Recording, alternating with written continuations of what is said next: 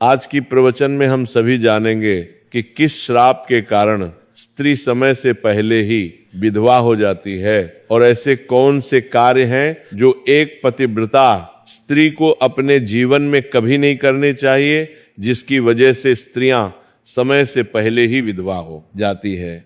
सभी माताओं बहनों से विनम्र निवेदन है कि इस पवित्र कथा को पूरा अवश्य सुने और अपने जीवन में इसके संदेश को अपनाएं। चलिए, आपका ज्यादा समय न लेते हुए इस ज्ञानवर्धक कथा को प्रारंभ करते हैं। एक बार की बात है, जब भगवान विष्णु के सबसे बड़े भक्त और त्रिलोक में विचरण करने वाले देव ऋषि नारद मुनि जब अपनी वीणा हाथ में लिए हुए आकाश मार्ग से विचरण कर रहे थे, तब उन्होंने आकाश मार्ग से खड़े होकर धरती लोक की ओर दृष्टि डाली। उन्होंने देखा कि धरती लोक में एक सुंदर बगीचे में कुछ स्त्रियां फूल तोड़ रही थी। वे सभी स्त्रियां देखने में लगभग एक ही उम्र की प्रतीत हो रही थीं। उनके चेहरे पर युवा अवस्था के लक्षण स्पष्ट थे, परंतु देवर्षि नारद ने जब गौर से देखा तो उन्हें एक विचित्र बात दिखाई दी। उसमें से एक औरत के माथे पर सिंदूर नहीं था। वह साफ सफेद वस्त्र धारण किए हुए थी और विधवा हो चुकी थी। वह औरत बहुत उदास दिख रही थी और अपना दुखी जीवन व्यतीत कर रही थी। उसके चेहरे पर गहरी पीड़ा और वेदना के भाव थे। वहीं दूसरी ओर बाकी उसी उम्र की सभी औरतें अपने माथे पर सुहाग की सजावट धारण किए हुए थीं। उनके माथे पर सिंदूर, गले में मंगलसूत्र और हाथों में चूड़ियां शोभायमान थीं। वे सब अपने अपने पतियों के साथ सुख शांति से अपना जीवन व्यतीत कर रही थी। उनके चेहरे पर प्रसन्नता और संतोष के भाव स्पष्ट थे। ये अद्भुत और विचित्र दृश्य देखकर देवर्षि नारद के मन में कई प्रश्न उठने लगे। उन्होंने सोचा कि यह सभी स्त्रियां लगभग एक ही आयु की हैं, एक ही समय में विवाह हुए होंगे, फिर एक विधवा क्यों होगा, ये और बाकी सुहागिन क्यों है? इस रहस्य को जानने की जिज्ञासा से भरे हुए देव ऋषि नारद सीधे जा पहुंचे पाप पुण्य के हिसाब से मनुष्यों को दंड देने वाले और धर्म के रक्षक देवता यमराज के विशाल दरबार में, यमलोक के भव्य दरबार में पहुंचकर देवर्षि नारद ने अत्यंत विनम्रता से, हे धर्मराज, हे न्यायप्रिय देवता, आज मैं आपके समक्ष कुछ महत्वपूर्ण प्रश्नों के उत्तर जानने के प्रयोजन से उपस्थित हुआ हूं। मुझे आशा है कि आप मेरी जिज्ञासा अवश्य शांत करेंगे। तब धर्मराज यमराज अपने सिंहासन पर विराजमान होते हुए अत्यंत शांत और गंभीर स्वर में कहते हैं, हे देव ऋषि, हे त्रिलोक में विचरण करने वाले भगवान के प्रिय भक्त, आप कहिए, आपका वह प्रश्न कौन सा है? यदि मैं आपके प्रश्नों के उत्तर को देने में समर्थ हुआ तो मैं अवश्य ही आपको उसके बारे में विस्तार से बताऊंगा। आपकी शंका का समाधान करना मेरा कर्तव्य है। तब देवर्षि नारद जी अपनी बात आगे बढ़ाते हुए कहते हैं, हे धर्मराज, हे न्याय के देवता, आज जब मैं अपनी वीणा लिए हुए आकाश मार्ग से विचरण कर रहा था, तब मैंने धरती लोक में एक अत्यंत विचित्र और आश्चर्यजनक दृश्य देखा। मैंने देखा कि एक सुंदर बगीचे में कुछ स्त्रियां फूल तोड़ रही थी। वे सभी देखने में लगभग एक ही उम्र की प्रतीत हो रही थी। लगता था मानो उनका जन्म भी एक ही समय में हुआ हो। परंतु हे धर्मराज, उसमें से एक औरत विधवा हो चुकी थी। उसके माथे पर सिंदूर नहीं था और वो बहुत दुखी और उदास दिख रही थी। उसकी आंखों में आंसू थे और वो अपना कष्टमय जीवन व्यतीत कर रही थी। वहीं दूसरी ओर बाकी उसी उम्र की सभी औरतें सुहागिन थीं और अपने अपने पतियों के साथ अत्यंत सुख, शांति और समृद्धि से अपना जीवन व्यतीत कर रही थी। उनके चेहरे पर प्रसन्नता और संतोष झलक रहा था। देवर्षि नारद आगे कहते हैं, हे धर्मराज, इस विचित्र दृश्य को देखकर मेरे मन में कई प्रश्न उत्पन्न हो गए हैं। मुझे आपसे बस 3 महत्वपूर्ण बातें जाननी है। मेरा पहला प्रश्न यह है कि आखिर ऐसी कौन सी स्त्री है जो समय से पहले ही विधवा हो जाती है और फिर सारी उम्र दुखी और कष्टमय जीवन व्यतीत करती है? मेरा दूसरा प्रश्न यह है कि किस प्रकार की स्त्री को उसके जीवन में कभी सुख, शांति और समृद्धि की प्राप्ति नहीं होती? और मेरा तीसरा प्रश्न यह है कि वो कौन सी विशेष चीज है जो एक पत्नी अपने पति के बार बार मांगने पर भी अपने पति को कभी नहीं देती और नहीं देनी चाहिए? इस तरह देव ऋषि नारद के तीनों गहरे और विचारणीय प्रश्नों को ध्यान पूर्वक सुनकर धर्मराज यमराज मुस्कुराते हुए कहते हैं, हे देव ऋषि नारद जी, हे ज्ञान के जिज्ञासु, तुम जिन स्त्रियों की बात कर रही हो उनमें से एक स्त्री वास्तव में समय से पहले ही विधवा होकर अपना दुखद और कष्टमय जीवन व्यतीत कर रही है। वहीं दूसरी ओर अन्य सभी स्त्रियां सुहागन हैं और अपने अपने पतियों के साथ अत्यंत खुशी और हर्ष के साथ सुखी जीवन बिता रही हैं। तुम ये जानना चाहते हो कि आखिर ऐसा क्यों है, यह रहस्य क्या है? यमराज आगे कहते हैं, तो सुनो हे देवर्षि, मैं तुम्हें इन सभी गुण प्रश्नों का उत्तर एक अत्यंत रोचक और शिक्षाप्रद कथा के माध्यम से देना चाहता हूं। इस कथा को बहुत ही ध्यान और एकाग्रता से सुनना, क्योंकि यह कथा केवल एक कहानी नहीं बल्कि जीवन का एक महत्वपूर्ण सत्य है। ध्यान रखना कि जो व्यक्ति आधी अधूरी कथा सुनते हैं उन्हें आधा अधूरा ही ज्ञान प्राप्त होता है, जो जीवन में कभी काम नहीं आता और ना ही किसी के हित में होता है। परंतु यदि तुमने इस कथा को पूर्ण एकाग्रता और धैर्य के साथ सुना तो तुम्हारे तीनों प्रश्नों के उत्तर इस कथा को सुनने के पश्चात स्वतः ही तुम्हें मिल जाएंगे। फिर देवर्षि नारद अपने हाथ जोड़कर अत्यंत विनम्रता से कहते हैं, हे धर्मराज, हे न्याय के देवता, मैं आपको वचन देता हूं, मैं आपके श्रीमुख से निकली इस पवित्र कथा को पूर्ण एकाग्रता और ध्यान से सुनूंगा। मैं एक एक शब्द को अपने हृदय में धारण करूंगा और इस कथा के समाप्त होने के बाद मैं संसार की समस्त नारियों तक, समस्त स्त्रियों तक इस महत्वपूर्ण कथा को आपके माध्यम से अवश्य पहुंचाऊंगा, ताकि वे सभी इससे शिक्षा ले सकें। देवर्षि नारद की यह दृढ़ संकल्प भरी बात सुनकर यमराज संतुष्ट होते हुए कहते हैं, हे देवर्षि नारद, हे भगवान के प्रिय भक्त, सबसे पहले मैं तुम्हें उस पतिव्रता स्त्री की विस्तृत कहानी सुनाना चाहता हूं जो सुहागन बनकर अत्यंत सुखी जीवन जी रही है। और हे देवर्षि, जिस सुहागन स्त्री की तुम बात कर रही हो वह स्त्री और कोई नहीं बल्कि कौशल देश के महाराज के एक साधारण नौकर की धर्मपत्नी है। वह नौकर यद्यपि गरीब था परंतु उसका हृदय बहुत विशाल और पवित्र था। वह स्त्री जिस नौकर की पत्नी है उस नौकर को अपनी पत्नी पर पूरा और अटूट विश्वास है। वह हमेशा कहता रहता है कि मेरी पत्नी एक सच्ची चरित्रवान, पवित्र और पतिव्रता स्त्री है। वह नौकर अपनी पत्नी की प्रशंसा नगर में हर किसी से किया करता है और अपने सभी साथियों से, अपने मित्रों से गर्व के साथ अपनी पत्नी के गुणगान किया करता है। फिर धर्मराज आगे की कथा सुनाते हुए कहते हैं, हे देवजस्सी नारद जी, धीरे धीरे उस नौकर की पतिव्रता पत्नी की चर्चा और प्रशंसा समस्त नगर में होने लगी। लोग आपस में कहने लगे कि कौशल नरेश के नौकर की पत्नी बहुत ही सती, सावित्री और पतिव्रता स्त्री है। धीरे धीरे ये बात फैलते फैलते हुए राजा के विशाल दरबार में भी जा पहुंची। जब राजा ने अपने दरबार में ये बात सुनी तो उन्हें भी जिज्ञासा हुई। राजा ने तुरंत अपने उस नौकर को अपने दरबार में बुलवाया। जब वो नौकर राजा के सामने उपस्थित हुआ तो राजा ने उस नौकर से गंभीरता से पूछा, हे नौकर, मैंने सुना है कि तुम हर किसी से, नगर के हर व्यक्ति से ये कहते फिरते हो कि तुम्हारी पत्नी एक चरित्रवान, पवित्र और पतिव्रता स्त्री है। क्या वास्तव में सच में तुम्हारी पत्नी एक चरित्रवान और पतिव्रता स्त्री है? और क्या तुमको पूरा विश्वास है, पूर्ण आस्था है कि तुम्हारी पत्नी एक पवित्र स्त्री है और तुम्हारे अलावा किसी भी पराये मर्द को, किसी अन्य पुरुष को आंख उठाकर भी नहीं देखती? क्या इस बात का, इस दावे का कोई प्रमाण, कोई सबूत तुम्हारे पास है? राजा की इस गंभीर बात को सुनकर नौकर ने अत्यंत दृढ़ता और विश्वास से भरे स्वर में कहा, हे महाराज, हे कौशल नरेश, मुझे अपनी धर्मपत्नी पर पूरा और अटूट विश्वास है। मुझे पूर्ण आस्था है कि वह एक सच्ची पतिव्रता स्त्री है। मेरी पत्नी अत्यंत पवित्र और संस्कारी है। मेरे अलावा वह किसी भी पराये मर्द को, किसी अन्य पुरुष को नहीं देखती और ना ही उनसे बात करती है। नौकर की इस दृढ़ विश्वास भरी बात को सुनकर राजा के एक चतुर और अनुभवी मंत्री ने, जो दरबार में उपस्थित था, व्यंग्य भरे स्वर में कहा, क्षमा चाहता हूं महाराज, परंतु ऐसा कैसे हो सकता है कि एक स्त्री किसी अन्य पुरुष को ना देखे? ये तो बिल्कुल असंभव है, ये नहीं हो सकता। हे महाराज, ये नौकर बस बातें बना रहा है। फिर वो मंत्री अपने अहंकार और घमंड में आकर राजा से कहने लगा, हे महाराज, यदि मैं इस नौकर की बात को गलत साबित कर दूं यदि मैं इसकी पत्नी का पतिव्रता धर्म नष्ट कर दूं, यदि मैं इसे सबके सामने झूठा साबित कर दूं, तो इस नौकर को क्या सजा मिलनी चाहिए?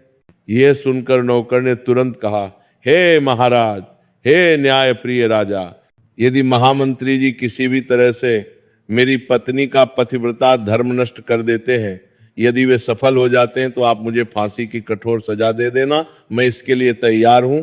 परंतु महाराज, यदि महामंत्री जी मेरी पत्नी का पतिव्रता धर्म खंडित नहीं कर पाए, यदि वे असफल रहे, तो इनको भी कुछ उचित सजा अवश्य मिलनी चाहिए। न्याय दोनों पक्षों के लिए समान होना चाहिए। नौकर की यह दृढ़ और साहसी बात सुनकर राजा ने सोच विचार करके निर्णय लिया और कहा, यदि मंत्री असफल रहा तो उसे भी फांसी की सजा दी जाएगी।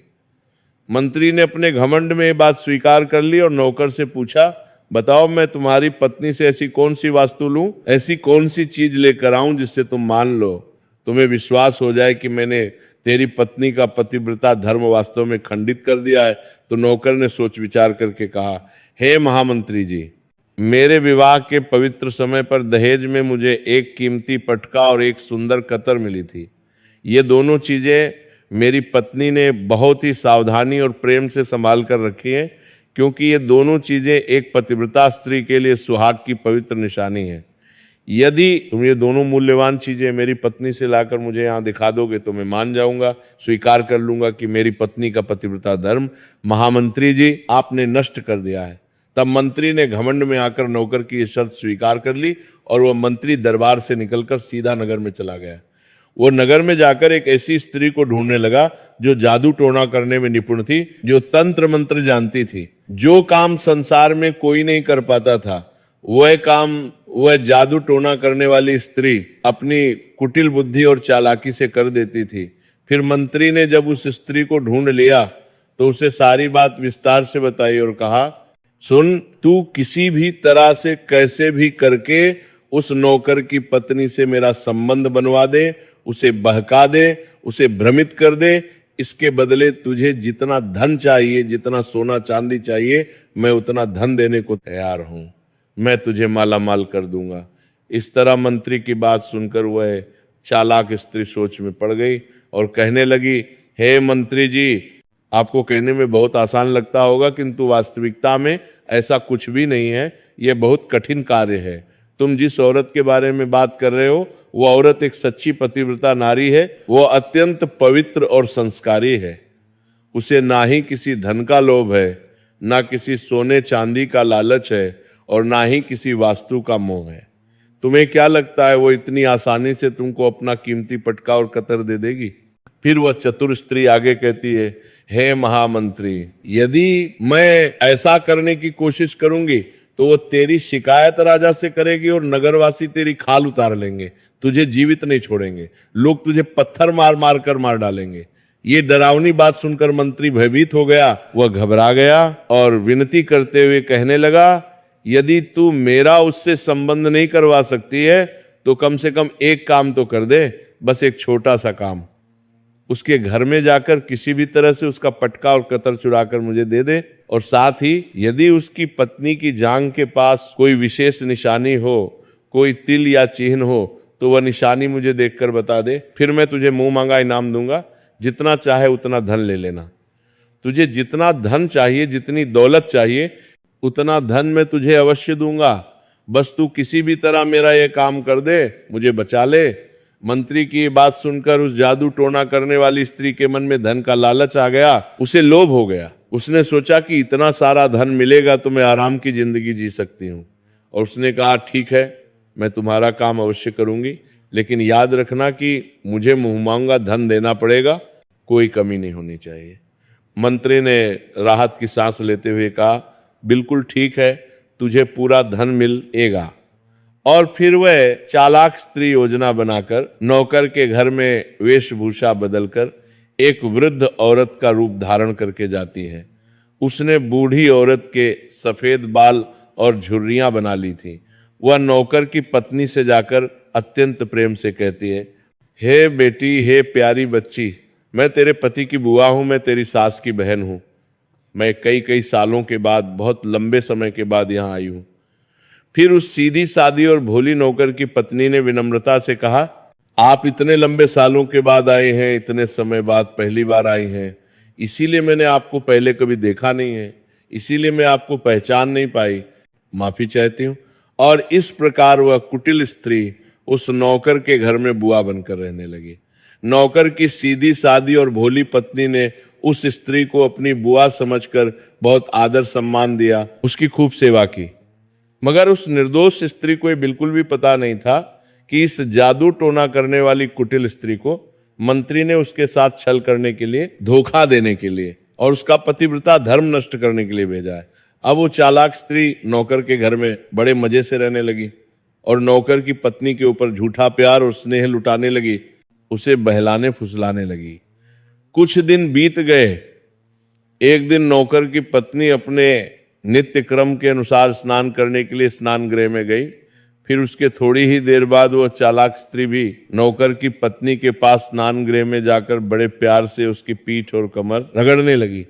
उस सीधी सादी पतिव्रता औरत ने बहुत शर्म और संकोच से मना किया और कहा, नहीं बुआ जी, आप ये मत करो, मैं खुद कर लूंगी। फिर भी वह कुटिल स्त्री नहीं मानी और बड़े प्यार भरे स्वर में कहने लगी, अरे बेटी, तुम मुझे अपनी बेटी से भी ज्यादा प्यारी लगती हो, तुम मेरी आंखों का तारा हो, तो मना मत करो, शर्माओ मत। काफी दिनों के बाद, तो लंबे समय के बाद मेरी और तुम्हारी मुलाकात पहली बार हुई है, मुझे अपनी सेवा करने दो। और ऐसा कहकर वह धूर्त स्त्री उसे बातों के माया जाल में, प्रेम के जाल में उलझाने लगी। और फिर मौका देखते ही, अवसर पाते ही उसने उस पतिव्रता औरत के गुप्तांग के पास की जांघ पर ध्यान से देखा और उसे वहां एक तिल दिखाई दिया। उस चालाक जादू टोना करने वाली स्त्री ने उस तिल को अच्छे से देख लिया और उसका काम बन गया। उसकी योजना सफल हो गई और जब स्नान करने के बाद वह नौकर की पत्नी घर के अन्य काम करने में व्यस्त हो गई, खाना बनाने और सफाई करने लगी, इसी बीच उस धूर्त स्त्री को पटका और कतर चुराने का सुनहरा मौका मिल गया। उसने इधर उधर देखा, चारों ओर नजर दौड़ाई और जब कोई नहीं था तो उसने चुपके से बड़ी चालाकी से पटका और कतर चुरा लिया। और फिर वहां से ये दोनों कीमती चीजें चुराकर तेजी से भाग गईं और सीधा जाकर मंत्री के विशाल महल में पहुंची। उसने मंत्री को पटका और कतर दे दिया और खुशी खुशी कहा, लो मंत्री जी, तुम्हारा काम हो गया। और सुनो, उस नौकर की पत्नी की जांघ पर, उसके गुप्तांग के पास एक काला तिल की निशानी है। अब मुझे मेरा मुंह मांगा धन दो। मंत्री बहुत प्रसन्न हुआ और उसे ढेर सारा धन देकर विदा किया। फिर मंत्री उस पटका और कतर को लेकर अपनी सफलता पर गर्व करते हुए सीधा राजा के भव्य दरबार में जा पहुंचा। वहां पहुंचकर उसने राजा से घमंड भरे स्वर में कहा, हे महाराज, हे कौशल नरेश, मैं नौकर की पत्नी के साथ 2 दिन रहकर आया हूं और ये देखिए, ये पटका और कतर उसी ने प्रेमवश मुझे दिया है, उसने अपनी मर्जी से मुझे ये दे दिया। इस तरह मंत्री की ये चौंकाने वाली बात सुनकर राजा ने तुरंत अगले दिन पूर्ण दरबार लगाया, सभी मंत्रियों और दरबारियों को बुलाया और फिर राजा ने उस नौकर को भी दरबार में बुलवाया। फिर मंत्री ने पूरे भरे दरबार में सबके सामने पटका और कतर नौकर को दिखाते हुए व्यंग्य से कहा, देखो नौकर, यह है तुम्हारी पतिव्रता पत्नी की निशानी। महाराज, मैंने इस नौकर की शर्त पूरी कर दी। और फिर उसने भरे दरबार में ये भी घोषणा की, और हे महाराज, नौकर की पत्नी की बाईं जांघ पर एक काला तिल भी है जो मैंने अपनी आंखों से देखा है। ये सब सुनकर नौकर का दिल टूट गया, उसे बहुत गहरा धक्का लगा।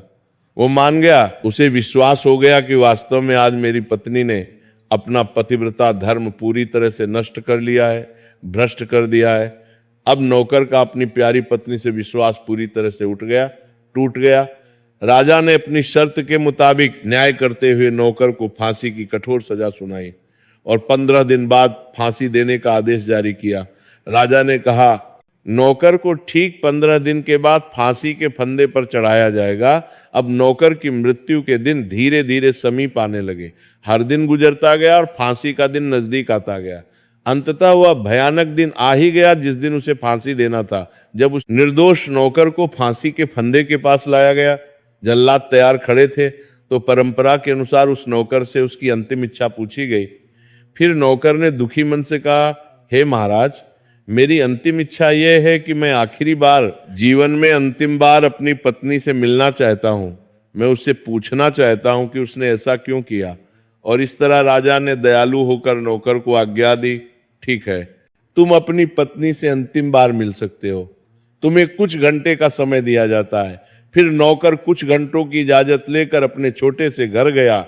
वहां पहुंचकर वो अपनी पत्नी से क्रोध और दुहक भरे स्वर में कहने लगा, तुमने मेरे साथ बहुत बड़ा विश्वासघात किया है, धोखा किया है, छल किया है। मैंने तुम पर इतना विश्वास करके, तुम्हारे प्रेम पर भरोसा करके राजा के सामने मंत्री ऐसी बड़ी शर्त लगाई थी। मैंने राजा के दरबार में गर्व से घोषणा की थी कि मेरी पत्नी एक सच्ची चरित्रवान और पतिव्रता स्त्री है और उसके पतिव्रता धर्म को कोई भी नष्ट नहीं कर सकता। यदि कोई उसका पतिव्रता धर्म नष्ट कर देगा तो मुझे फांसी लगा देना।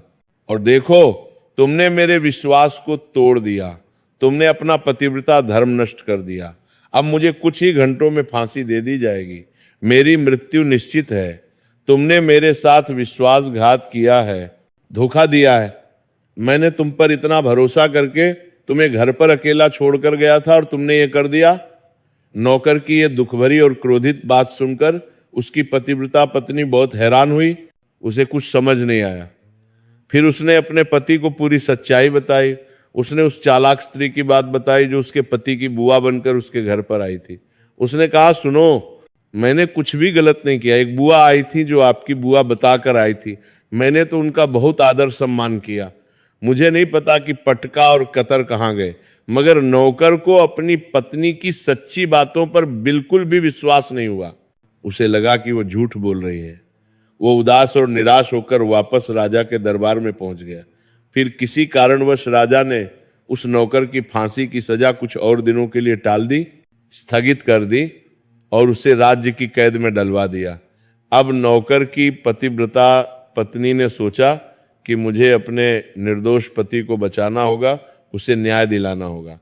उसने एक योजना बनाई। वो राज दरबार में एक गणिका, एक नाचने गाने वाली सुंदर औरत की आकर्षक वेशभूषा धारण करके पहुंच गई। उसने सुंदर वस्त्र और आभूषण पहने थे। उसने राजा से अत्यंत विनम्रता से उनके सम्मुख अपना नृत्य दिखाने की आज्ञा मांगी। राजा ने उस स्त्री की अद्भुत सुंदरता देखकर, उसके मधुर स्वर को सुनकर नाचने की आज्ञा दे दी। फिर महल के नौकरों ने उसके नृत्य के लिए दरबार में सभी व्यवस्था की। संगीतकार बैठ गए, ढोलक और तबला बजने लगा। फिर उस नौकर की पतिव्रता पत्नी ने जब अपना मनमोहक नृत्य शुरू किया, जब वह नाचने लगी तो उसका सुंदर नाच देखकर राजा बहुत मोहित हुए, मंत्रमुग्ध हो गए। उसकी हर अदा, हर मुद्रा इतनी सुंदर थी कि पूरा दरबार मंत्रमुग्ध हो गया। और फिर राजा ने प्रसन्नता से कहा, मैं तुम्हारे अद्भुत नृत्य से बहुत बहुत प्रसन्न हुआ हूं। मांगो, तुम जो भी इच्छा करोगी, जो भी मांगोगे, मैं तुम्हें वो अवश्य दूंगा। फिर उस चतुर नौकर की पत्नी ने गंभीर स्वर में कहा, हे महाराज, आपकी इस पवित्र सभा में एक चोर है, एक अपराधी है जिसने मेरी बहुत कीमती सोने की अंगूठी चुराई है। मैं चाहती हूं कि उसे फांसी की सजा दे दीजिए। ये अजीब बात सुनकर राजा चौंक गए और कहा, ठीक है, लेकिन बताओ मेरे दरबार में तुम्हारा वह चोर कौन है? मैं उसको अवश्य फांसी की सजा दूंगा। और फिर उस नौकर की पतिव्रता स्त्री ने निडरता से कहा, हे महाराज, और कोई नहीं, आपके ही महामंत्री ने मेरी कीमती अंगूठी चुराई है। आप इनको न्याय के अनुसार फांसी की सजा दें। जैसे ही मंत्री ने सुना कि यह स्त्री उसे चोर बता रही है तो वो घबरा गया और तुरंत ऊंचे स्वर में कहने लगा, हे महाराज, मैं भगवान की शपथ खाकर कहता हूं कि मैंने इसकी कोई अंगूठी नहीं चुराई है और मैंने इस स्त्री को आज तक कभी देखा भी नहीं है, तो मैं इसकी अंगूठी कैसे चोरी कर सकता हूं? मैंने आज तक इसकी शक्ल तक नहीं देखी है, आज पहली बार मैं इसे देख रहा हूं। जैसे ही मंत्री ने कहा कि मैंने इस स्त्री को आज तक कभी देखा ही नहीं है, तो वह चतुर पतिव्रता औरत तुरंत अपनी गणिका की वेशभूषा हटाकर अपने वास्तविक असली वेशभूषा में आ गई। पूरा दरबार हैरान रह गया। और फिर वह कहने लगी, हे महाराज, हे न्यायप्रिय राजा, इस झूठे मंत्री ने अभी अभी कहा कि उसने मुझे पहले कभी देखा ही नहीं है। तो फिर आप इससे ये पूछिए कि ये पटका और कतर ये कहाँ से लाया है, कैसे लाया है? और मैं उसी साधारण नौकर की धर्म पत्नी हूँ जो आपके यहाँ पर निष्ठा से नौकरी करता है और जिसे आप बिना किसी अपराध के फांसी पर चढ़ाने वाले हैं जो निर्दोष है। इसीलिए मुझे यहाँ इस गणिका की वेशभूषा में, इस रूप में आपके दरबार में आना पड़ा ताकि मैं सच्चाई सामने ला सकूं। उस पतिव्रता स्त्री ने आगे कहा, हे महाराज, अब मैं आपको इस कुटिल मंत्री की पूरी सच्चाई, पूरा षड्यंत्र सुनाती हूं। ये जो आपका विश्वासघाती मंत्री है, इसने मेरे घर में एक जादू टोना करने वाली चालाक स्त्री को भेजा था। उस स्त्री को मेरे पति की बुआ बनाकर, नकली बुआ बनाकर मेरे पास भेजा गया था। मैंने तो उसे सच में अपनी बुआ समझकर बहुत आदर सम्मान दिया, उसकी सेवा की, और उस धूर्त स्त्री ने मेरे साथ धोखे से, छल से मेरी जांघ के तिल का पता लगाया, मुझे धोखा दिया, और उसी कुटिल स्त्री ने ये पटका और कतर चुराकर इस मंत्री को दे दिया। और हे महाराज, आपके इस मंत्री ने उस स्त्री को इसके बदले बहुत सारा धन, बहुत सारी दौलत दी है, और मेरे साथ, मेरे निर्दोष पति के साथ यही बड़ा छल, यही षड्यंत्र हुआ है महाराज। और मैं आज भी एक सच्ची पतिव्रता हूं, मेरा चरित्र पवित्र है। उस स्त्री की सच्ची बात को सुनकर राजा को सब कुछ समझ आ गया। राजा ने तुरंत उस जादू टोना करने वाली स्त्री को बुलवाया, और फिर उस स्त्री ने राजा के डर से, राजदंड के भय से घबराकर मंत्री की सारी सच्चाई, पूरा षड्यंत्र राजा को बता दिया। सच्चाई जानकर राजा को बहुत क्रोध आया। राजा ने तुरंत न्याय करते हुए उस निर्दोष नौकर को अपनी कैद से रिहा कर दिया, मुक्त कर दिया, और उसकी जगह उस कपटी विश्वासघाती मंत्री को फांसी पर चढ़ा दिया। न्याय की जीत हुई। और इस प्रकार कथा को आगे बताते हुए यमराज कहते हैं, हे दे वर्ष नारद, इस तरह उस नौकर की पतिव्रता स्त्री ने अंत में राजा से कहा, हे महाराज, मैं अपने पति से बहुत गहरा प्रेम करती हूँ। मैं एक सच्ची चरित्रवान स्त्री हूँ, और मैं अपने जीवन में कभी भी अपने मुंह से अपने पति का नाम तक नहीं लेती हूँ। यही मेरे पतिव्रता धर्म का रहस्य है। इस प्रकार यमराज कहते हैं, हे देव ऋषि, ये पूरी कथा समाप्त हो गई। अब तुम अपने तीनों महत्वपूर्ण प्रश्नों के उत्तर बहुत ध्यान से सुनो। यमराज आगे समझाते हैं, तुम्हारा पहला प्रश्न था कि कौन सी स्त्री समय से पहले विधवा हो जाती है और दुखी जीवन जीती है। तो सुनो, जो स्त्रियां अपने मुंह से अपने पति का नाम लेती हैं, जो हमेशा अपने पति को नाम से ही पुकारती और बुलाती हैं, वे स्त्रियां समय से पहले ही विधवा हो जाती हैं और बिना पति के अत्यंत दुखी जीवन व्यतीत करती हैं। क्योंकि यदि कोई स्त्री अपने पति का नाम अपने मुंह से लेती है तो पति की उम्र धीरे धीरे कम होती चली जाती है, उनकी आयु घटने लगती है, और समय से पहले ही उस स्त्री के पति की असमय मृत्यु हो जाती है, और फिर स्त्री समय से पहले ही विधवा होकर एक दुखी और कष्टमय जीवन जीने को मजबूर हो जाती है। बस यही कारण है कि तुम जिन स्त्रियों की बातें कर रही थी, उनमें से एक विधवा इसी कारण से, इसी वजह से हुई है। और उनमें से एक वह नौकर की पत्नी थी जो एक सच्ची पतिव्रता स्त्री थी। यह स्त्री कभी भी अपने पति का नाम मुंह से नहीं लेती थी, उसे सम्मान देती थी, जिसके कारण वह आज भी सुहागन है और सुखी तथा समृद्ध जीवन व्यतीत कर रही है। और वह दूसरी स्त्री जो समय से पहले विधवा होकर दुखी जीवन जी रही है, वह हमेशा अपने पति को उसके नाम से बेपरवाही से बुलाती रहती थी, जिसके कारण उसके पति की उम्र कम होती चली गई और फिर उसके पति की मृत्यु समय से बहुत पहले ही हो गई। आज वह औरत अकेली और दुखी जीवन जी रही है।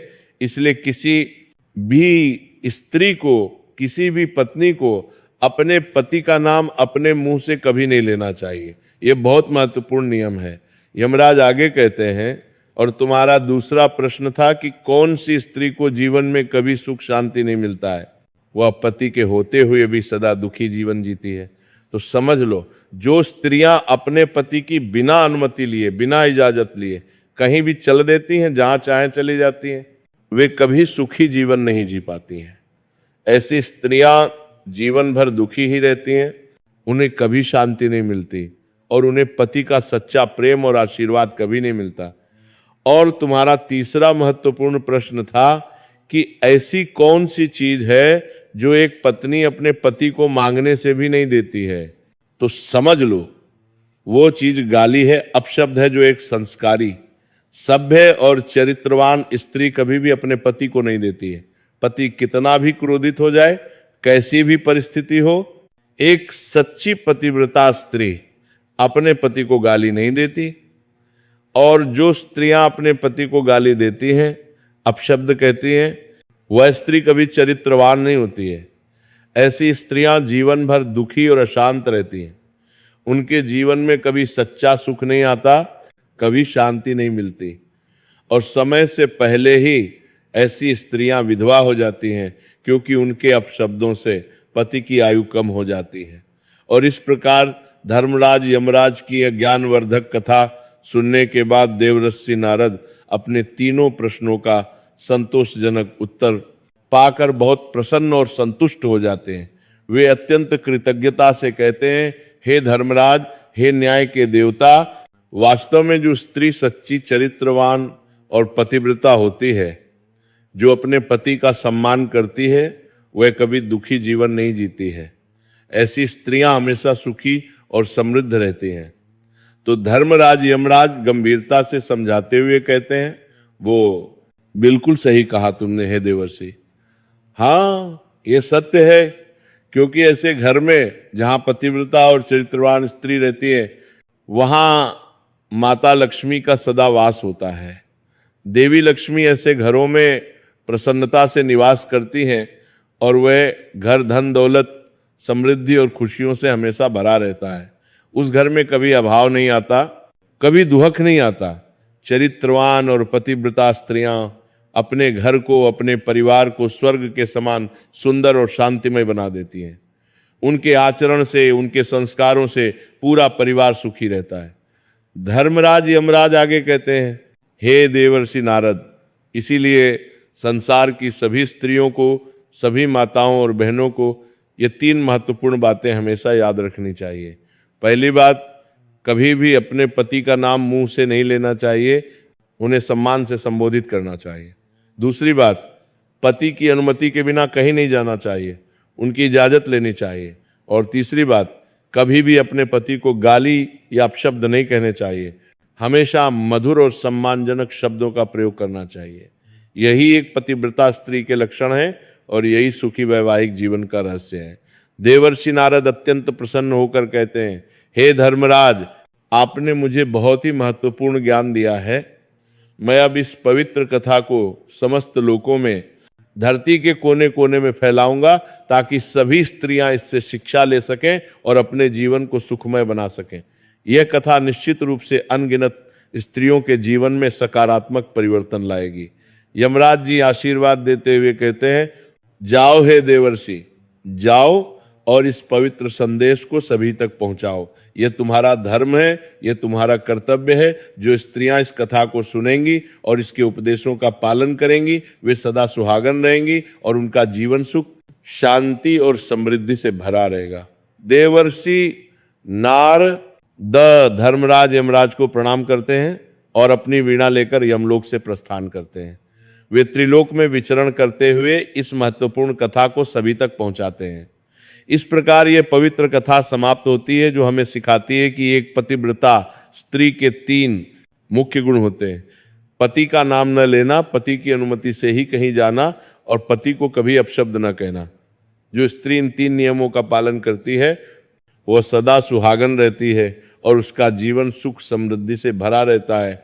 उसके घर में लक्ष्मी माता का वास होता है और उसका पति दीर्घायु होता है। ये कथा हमें यह भी सिखाती है कि सत्य की हमेशा जीत होती है। चाहे कितना भी बड़ा षड्यंत्र हो, कितनी भी बड़ी चालाकी हो, अंत में सत्य और पवित्रता की ही विजय होती है। नौकर की पतिव्रता पत्नी ने अपनी बुद्धिमत्ता, साहस और पवित्रता से न केवल अपने पति को बचाया, बल्कि अपने चरित्र को भी निर्मल साबित किया। इस कथा से हमें यह शिक्षा मिलती है कि पति पत्नी के बीच आपसी विश्वास, सम्मान और प्रेम होना बहुत जरूरी है। साथ ही एक पत्नी को अपने पति का सम्मान करना चाहिए और पति को भी अपनी पत्नी पर विश्वास रखना चाहिए। जहां ये सभी गुण होते हैं, वहां का जीवन स्वर्ग के समान सुखद हो जाता है। माताओं और बहनों को इस कथा से ये संदेश मिलता है कि पतिव्रता धर्म का पालन करने से न केवल उनका जीवन सुखी रहता है, बल्कि उनके पति की आयु भी लंबी होती है और परिवार में हमेशा खुशहाली बनी रहती है। ये प्राचीन ज्ञान आज भी उतना ही प्रासंगिक है जितना पहले था। इसलिए सभी माताओं और बहनों से विनम्र निवेदन है कि इस पवित्र कथा को ध्यान से सुने, इसके संदेशों को अपने जीवन में उतारें और अपने आसपास की अन्य महिलाओं तक भी इस ज्ञान को पहुंचाएं। इससे समाज में सुख, शांति और समृद्धि का वातावरण बनेगा और परिवारों में प्रेम और सद्भाव की वृद्धि होगी। अगर यह पवित्र और शिक्षाप्रद कथा आप सबको अच्छी लगी हो, यदि आपको इससे कुछ सीखने को मिला हो, तो कृपया कमेंट में जय श्री राम अवश्य लिख देना और इस महत्वपूर्ण संदेश को अधिक से अधिक लोगों तक पहुंचाने के लिए वीडियो को लाइक करके चैनल को सब्सक्राइब अवश्य कर देना, ताकि ऐसी और भी ज्ञानवर्धक कथाएं आप तक पहुंचती रहें। जय श्री कृष्णा। हर हर महादेव।